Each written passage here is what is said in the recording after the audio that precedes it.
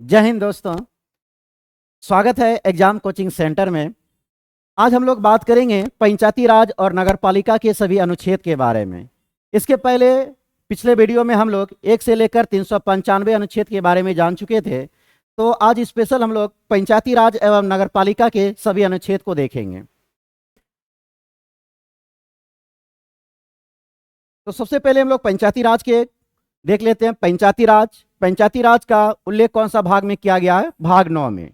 पंचायती राज का वर्णन कौन सा भाग में है? भाग 9 में है। अनुच्छेद कहां से कहां तक है? 243 लेकर 243 9 तक है। अगर इसमें कुल अनुच्छेद की संख्या पूछा जाए तो 243 से लेकर 243 के 9 तक में कितना अनुच्छेद आता है? आपका 16 अनुच्छेद आ जाता है। वहीं देखेंगे पंचायती राज को कौन सी अनुसूची में रखा गया है? तो 11वीं अनुसूची में। पंचायती राज को कौन सी अनुसूची में रखा गया है? 11वीं अनुसूची में। हम लोग जानते हैं कि भारतीय संविधान में कितनी अनुसूची है? 12 अनुसूची है। नगरपालिका पंचायती राज को किस में रखा गया? आपको 11वीं अनुसूची में। अगर पंचायती राज में विषय की बात किया जाए तो पंचायती राज को कितना विषय दिया गया है? 29 विषय। अब आता है कि पंचायती राज को कौन सी संविधान संशोधन के द्वारा जोड़ा गया था? तो पंचायती राज को 73वें संविधान संशोधन 1993 के द्वारा जोड़ा गया था। या विधेयक पूछेगा तो विधेयक आपका 1992 को था, लेकिन प्रभावी होता है 73वें संविधान संशोधन अधिनियम 1993 के द्वारा। तो हम लोग क्या क्या अभी तक देखे? पंचायती राज का उल्लेख कौन सी भाग में है? 9 में है। अनुच्छेद कहां से कहां तक है? 243 से लेकर 243 9 तक, अर्थात इसमें कितने अनुच्छेद आ जाता है? आपका 16 अनुच्छेद आ जाता है। वहां देखेंगे अनुसूचियों की संख्या कौन सी अनुसूची में रखा गया है? तो 11वीं अनुसूची में रखा गया है। विषय कितना है? 29। कौन सी संविधान संशोधन द्वारा इसको जोड़ा गया है? 73वें संविधान संशोधन 1993 के द्वारा। चलेंगे अब आर्टिकल की ओर हम लोग। तो सबसे पहला अनुच्छेद है अनुच्छेद 243। अनुच्छेद 243 में क्या दिया गया? परिभाषा। तो पंचायती राज की परिभाषा कौन सा अनुच्छेद में मिलता है? अनुच्छेद 243 में। उसके बाद आता है अनुच्छेद 243 का ए। 243 के ए में क्या है? ग्राम सभा। अर्थात हम लोग याद रखने के लिए छोटा छोटा की पॉइंट याद रखेंगे। जैसे कि ए का मतलब क्या हो गया? असेंबली। असेंबली ए से क्या आ गया? असेंबली, अर्थात असेंबली मतलब हो गया ग्राम सभा। तो 243 के ए में क्या है? ग्राम सभा की चर्चा है। उसके बाद आता है अनुच्छेद 243 का बी। बी में क्या दिया गया? पंचायतों का गठन, अर्थात बी से याद रखेंगे बिल्ड। बिल्ड का मतलब क्या हो गया? आपका गठन। तो पंचायती राज का गठन किस में दिया गया है? 243 के बी में दिया गया है। उसके बाद आता है अनुच्छेद 243 के सी। इसमें आता है पंचायती राज की संरचना, अर्थात सी से याद रखेंगे हम लोग कंस्ट्रक्शन। तो सी से क्या हो गया? कंस्ट्रक्शन, अर्थात संरचना। तो 243 के सी में क्या है? पंचायतों की संरचना दिया गया है। उसके बाद अनुच्छेद 243 के डी देखेंगे। 243 के डी में क्या आपका? स्थानों का आरक्षण। तो डी से याद रखेंगे क्या? डिस्काउंट। डिस्काउंट। तो डी से क्या हो गया? डिस्काउंट, अर्थात आरक्षण की बात किसमें किया गया? आपका 243 के डी में। उसके बाद आता है अनुच्छेद 243 के ई में क्या दिया गया? पंचायतों की अवधि। अवधि का मतलब क्या होता है? कार्यकाल। कार्यकाल, अर्थात ई से याद रख लेंगे हम लोग ईयर, कितना ईयर तक चलने वाला होता है। तो आपका 243 के ई में क्या हो गया? पंचायती राज का कार्यकाल। उसके बाद आता है अनुच्छेद 243 का एफ। इसमें दिया गया सदस्यों की अनर्हताएं, अर्थात क्या हो जाती है? योग्यताएं। पंचायती राज के सदस्यों की योग्यता की चर्चा कौन सा अनुच्छेद में किया गया? 243 के एफ। एफ से हम लोग याद रख सकते हैं छोटा की पॉइंट में, इसको क्या हो जाएगा? फेल। अर्थात योग्यता के बारे में चर्चा कौन सा अनुच्छेद करता है? 243 के एफ। उसके बाद आता है अनुच्छेद 243 के जी। जी में क्या रखेंगे? याद? जीनियस। जी से क्या याद रखेंगे? जीनियस, अर्थात पंचायतों राज की शक्ति। जीनियस हो गया, जीनियस व्यक्ति शक्तिशाली होते हैं। तो अभी तक हम लोग क्या क्या देखे? अनुच्छेद 243 में आपका क्या आ गया? परिभाषा हो गया। 243 ए से असेंबली अर्थात ग्राम सभा हो गया। 243 के बी में हो गया बिल्ड। बिल्ड का मतलब हो गया पंचायती राज का गठन। उसके बाद 243 के सी में क्या हो गया? सी से हो गया कंस्ट्रक्शन, अर्थात पंचायतों की संरचना किस में दिया गया है? 243 के सी में। उसके बाद आता है 243 का डी। डी में हो गया स्थानों का आरक्षण अर्थात डिस्काउंट, मतलब इसमें सीटों का जो आरक्षण दिया गया कौन सा अनुच्छेद में है? 243 के डी में। उसके बाद आता है 243 का ई से क्या याद रखे थे हम लोग? ईयर अर्थात कार्यकाल। पंचायती राज में सदस्यों का कार्यकाल क्या होगा, उसका उल्लेख कौन सा अनुच्छेद में किया गया? 243 के ई में किया गया। उसके बाद आता है अनुच्छेद 243 के एफ। एफ का मतलब क्या हुआ? फेल, अर्थात अयोग्यता की उल्लेख कौन सा अनुच्छेद करता है? 243 का एफ। उसके बाद आता है 243 का जी। जी से क्या देखे थे हम लोग? जीनियस, अर्थात जीनियस व्यक्ति क्या होंगे? शक्तिशाली। उसके बाद चलेंगे अगले आर्टिकल की ओर। अब आता है अनुच्छेद 243 का एच। अनुच्छेद 243 के एच में क्या है? करारोपण। तो एच से यहां पे हम लोग याद रख सकते हैं हाई टैक्स, मतलब पंचायतों के द्वारा हाई टैक्स लगाया जाता है। याद रखने के लिए छोटा छोटा की पॉइंट याद रखेंगे। एच से क्या हो गया? हाई टैक्स, अर्थात पंचायतों के द्वारा जो करारोपण किया जाता है उसका उल्लेख कौन सा अनुच्छेद में मिलता है? 243 के एच में।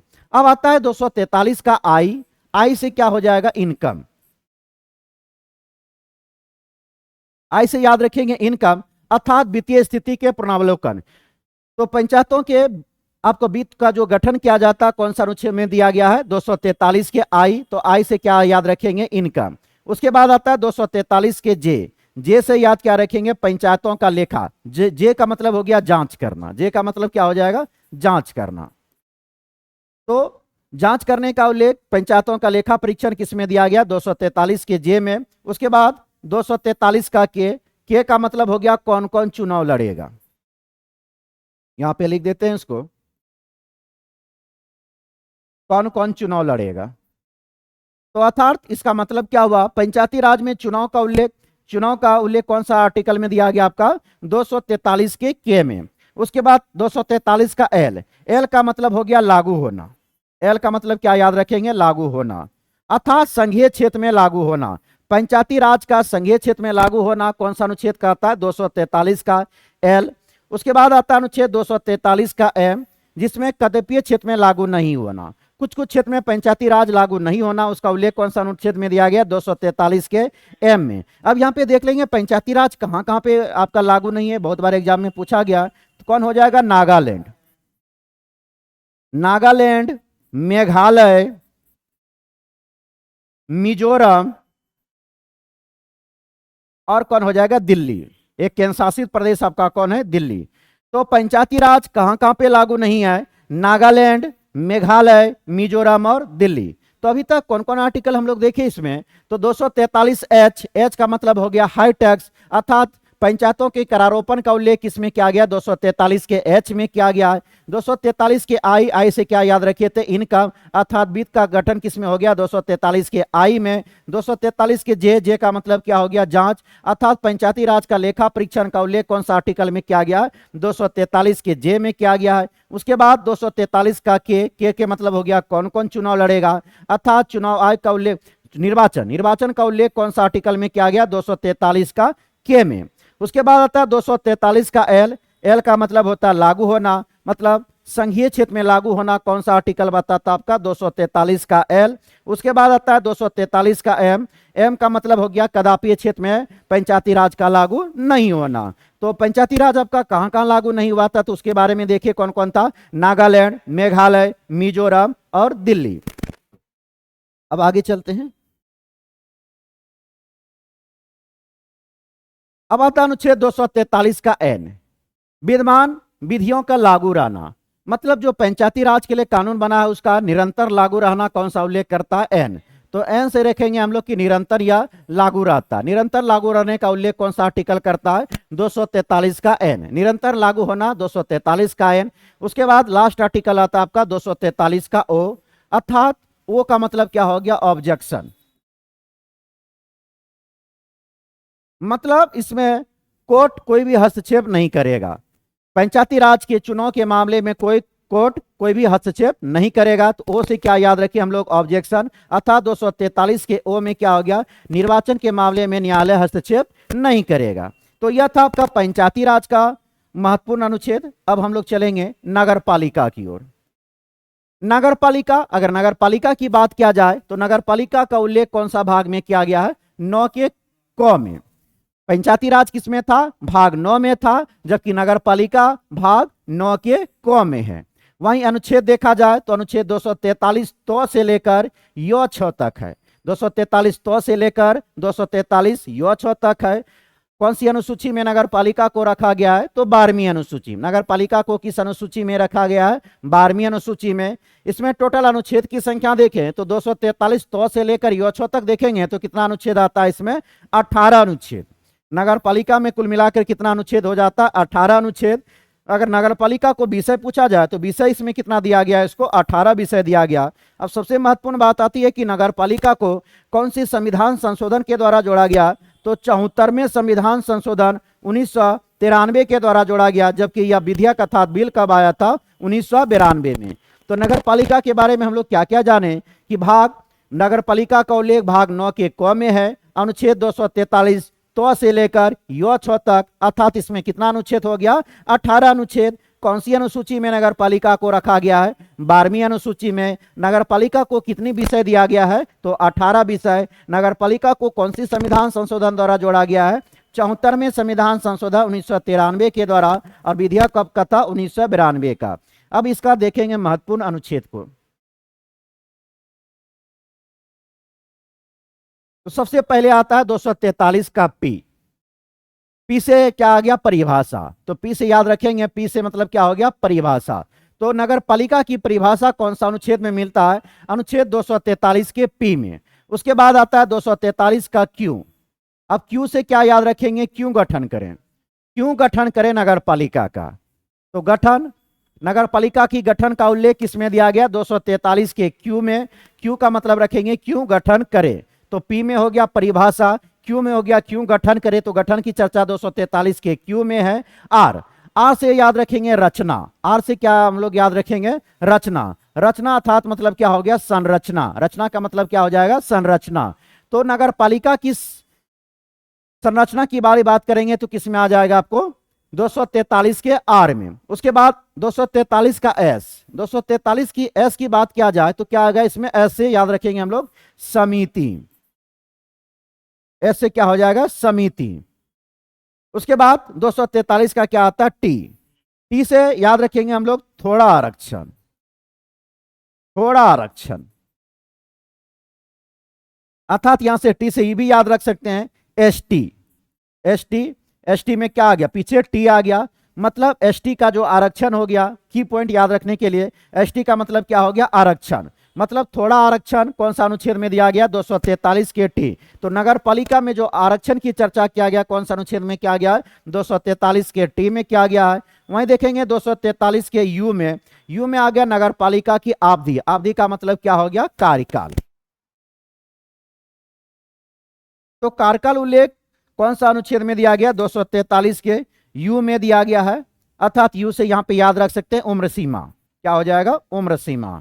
तो नगर पालिका की उम्र सीमा कितना होगा? तो 243 के यू में, अर्थात कार्यकाल की चर्चा किस में है? 243 के यू में। उसके बाद आता है 243 के भी से याद रखेंगे इनवैलिड। भी से क्या याद रखेंगे? इनवैलिड अर्थात अयोग्यता। अयोग्यता की चर्चा किसमें किया गया आपका? 243 के भी में। एक बार पुनः सभी अनुच्छेद पर ध्यान देंगे तो 243 के पी में क्या गया? पी से हो गया परिभाषा। 243 के क्यू, क्यू में क्या हो गया? क्यों गठन करे, तो क्यों गठन का किस में आ गया? 243 के क्यू में। उसके बाद आता है 243 का आर। आर का मतलब क्या हो गया? रचना अर्थात संरचना। नगर पालिका की संरचना की चर्चा किस में किया गया? 243 के आर में। उसके बाद 243 का एस। एस का मतलब क्या हो गया? समिति, अर्थात वार्ड समिति का उल्लेख कौन सा आर्टिकल में है? 243 के एस में आता है।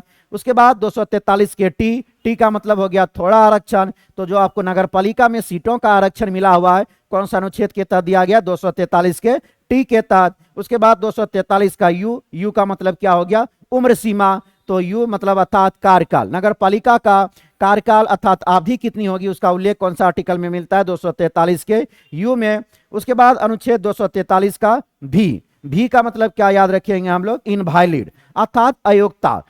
नगर पालिका का जो अयोग्यता का उल्लेख किया गया तो किस आर्टिकल में किया गया आपका? 243 के भी में। चलेंगे अगले अनुच्छेद के बारे में हम लोग। अब आता है अनुच्छेद 243 का डब्ल्यू। इसमें दिया गया शक्ति। तो डब्ल्यू से याद रख लेंगे वर्क पावर। क्या हो जाएगा, वर्क पावर। डब्ल्यू का मतलब क्या हो गया, वर्क पावर। अर्थात अनुच्छेद 243 के डब्ल्यू में क्या दिया गया, शक्ति। तो नगर पालिकाओं की शक्ति का उल्लेख एवं प्राधिकार एवं उत्तरदायित्व। तो याद रखेंगे वर्क पावर का मतलब क्या हो गया, शक्ति। तो किसमें दिया गया, 243 के डब्ल्यू में। उसके बाद आता है 243 का एक्स। एक्स का मतलब क्या हो गया, एक्स किसमें आता है आपका, टैक्स में, टैक्स। तो टैक्स में एक्स आ गया, तो 243 का एक्स में क्या हो गया, टैक्स। और टैक्स का मतलब क्या हो गया, कर लगाना। तो करारोपण का चर्चा कौन सा अनुच्छेद में किया गया, 243 के एक्स में। उसके बाद आता है 243 का वाई। वाई में क्या आ जाएगा आपका, वित्त आयोग। वित्त आयोग वाई। वाई का मतलब क्या हो, वाई क्यों वित्त आयोग का गठन करें। तो वाई क्यों वित्त आयोग का गठन करें, इसको शॉर्ट याद रखेंगे। वाई, वाई का मतलब क्यों, क्यों वित्त आयोग का गठन करें, किसमें उल्लेख किया गया आपका, 243 के वाई में। उसके बाद आता है 243 के जेड। जेड में क्या आ जाएगा, नगर पालिका का लेखा परीक्षण, अर्थात जांच किसमें किया जाता है, जेड में। जेड से याद रखेंगे हम लोग जांच के बारे में। नगर पालिका का लेखा परीक्षण की उल्लेख किसमें दिया गया, 243 के जेड में। उसके बाद आता है 243 का जेड ए। यहां पे जेड ए से क्या याद रखेंगे, ए से याद रखेंगे इलेक्शन। ए से क्या याद रखना है, इलेक्शन। अर्थात 243 के जेड ए में क्या दिया गया, नगर पालिका का निर्वाचन। नगर पालिका का निर्वाचन का उल्लेख कौन सा अनुच्छेद में किया गया, 243 के जेड ए में किया गया। उसके बाद आता है 243 का जेड बी। पीछे वाला जेड तो सभी में आएगा, पीछे वाला याद रखेंगे जेड बी। बी का मतलब हो गया भारत के संघीय क्षेत्र में लागू होना। बी से याद रखेंगे भारत। भारत के संघीय क्षेत्र में लागू होना कौन सा अनुच्छेद बतलाता है, 243 का जेड बी। उसके बाद आता है 243 का जेड सी। इसमें कदापीय क्षेत्र में लागू ना होना, कुछ कुछ क्षेत्र में लागू नहीं होना, उसका उल्लेख कौन सा अनुच्छेद कर रहा है आपका, 243 का जेड सी। एक बार पुनः नजर देंगे तो आपका 243 का डब्ल्यू में वर्क, डब्ल्यू का मतलब क्या हो गया, वर्क पावर। वर्क पावर का मतलब क्या हो गया, शक्ति। तो नगर पालिका की शक्ति का उल्लेख कौन सा अनुच्छेद में किया गया है, 243 का डब्ल्यू में किया गया है। वहीं 243 का एक्स देखेंगे, एक्स किस में आ गया, टैक्स में। अर्थात नगर पालिका का करारोपण का उल्लेख कौन सा अनुच्छेद में किया गया है, 243 के एक्स में किया गया है। उसके बाद 243 वाई। वाई, वाई क्यों हम वित्त आयोग का गठन करें, तो किस में आ गया वित्त आयोग का उल्लेख, 243 के वाई में आ गया। जेड से याद रखेंगे जांच अर्थात नगर पालिका का लेखा परीक्षण का उल्लेख किसमें दिया गया, 243 के जेड में। जेड ए की बात करेंगे तो ए से क्या याद रखना है, इलेक्शन के बारे में। ए से क्या याद रखना है, इलेक्शन अर्थात निर्वाचन का उल्लेख नगर पालिका का कौन सा अनुच्छेद में दिया गया है, जेड ए में। जेड बी में क्या था, बी मतलब भारत। भारत के संघीय क्षेत्र में लागू होना नगर पालिका का उल्लेख कौन सा में दिया गया है, जेड बी में। वहीं आता अनुच्छेद 243 का जेड सी, मतलब कुछ क्षेत्र में नगर पालिका का लागू नहीं होना। अब इसके आगे देखेंगे हम लोग।